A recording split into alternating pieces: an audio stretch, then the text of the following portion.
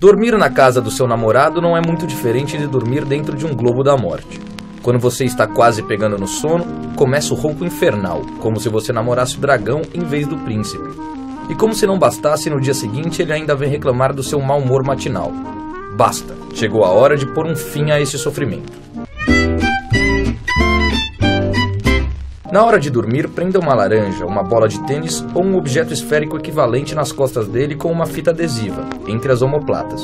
Desse jeito, ele não conseguirá dormir de barriga para cima, diminuindo ou até eliminando o ronco. Ao dormir de barriga para cima, a musculatura da garganta relaxa, bloqueando as passagens de ar da garganta e do nariz, o que induz ao ronco. Com o objeto esférico preso nas costas, ele se verá obrigado a dormir de lado, o que aumenta muito as chances de um sono tranquilo, para vocês dois. Se mesmo assim ele continuar roncando, é melhor mandá-lo para o sofá, antes que você fique tentada a perder o controle.